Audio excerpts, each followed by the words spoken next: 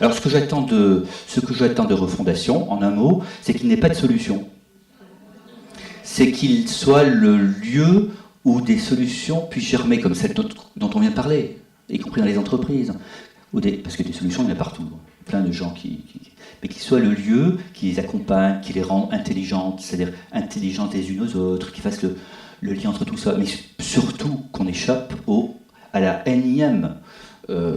mouture de nous allons penser le monde de demain et nous allons trouver toutes les solutions à tous les problèmes que nous connaissons d'ailleurs pas complètement tous. Nous allons construire dans l'année qui vient à partir de toutes les idées, de toutes les intuitions, de toutes les contradictions que nous avons aujourd'hui posées sur la table. Et nous allons le faire dans une méthode qui va justement ne pas être une méthode verticale, mais être une méthode de densification, de travail collectif. Nous allons, à partir du travail qui a été réalisé aujourd'hui, organiser ensemble plusieurs conventions thématiques qui vont être décentralisées dans les territoires. Elles vont être des moments où nous allons aller à la rencontre dans le domaine de l'économie, de l'entreprise, de la santé, du social, de l'agriculture, de la biodiversité, de tout ce qui se construit comme projet sur les territoires, de toutes les failles aussi, de toutes les faiblesses.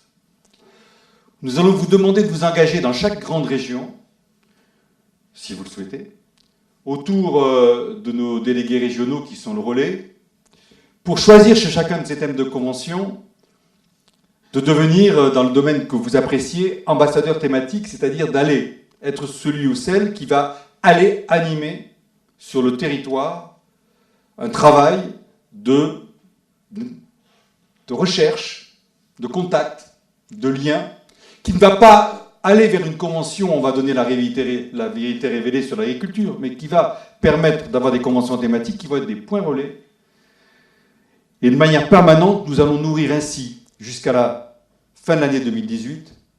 un projet dense, mais bien articulé sur ces trois piliers, écologie humaine, économie de la réciprocité,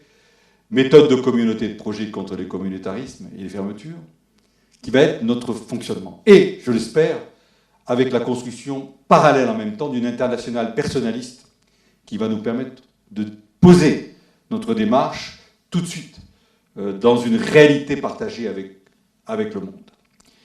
Ce travail,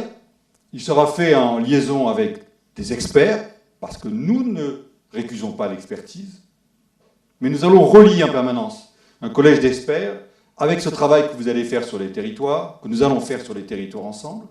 avec des webinars, des webconférences, des gens qui vont descendre, des experts qui vont descendre dans des hôpitaux pour rencontrer des aides-soignants, dans des maisons de retraite, pour voir comment se passent les problèmes des générations, dans les entreprises. Et nous allons faire ce travail difficilement, parce que nous sommes tous des non-professionnels de la politique, donc nous avons des familles, nous avons des engagements. Mais nous allons le faire parce qu'il y a une nécessité à un moment particulier de servir tout au long de l'année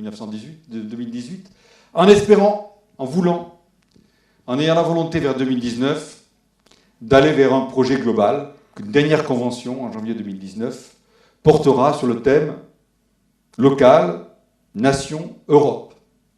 Parce que tout l'enjeu de ce travail de remise en maillage de ces communautés, c'est justement de briser ce qui, depuis 20 ans, casse tout projet politique, d'expliquer que l'extérieur nous empêche d'être nous-mêmes, nous empêche de prendre notre responsabilité, nous empêche de nous engager. Et donc cette dernière convention, elle va démontrer qu'à condition de créer une dynamique de ce type-là, à condition, comme l'a dit Jean Vanier, de libérer toutes les petites lumières qui sont dans la société, dans les communautés, dans les êtres, nous aurons une puissance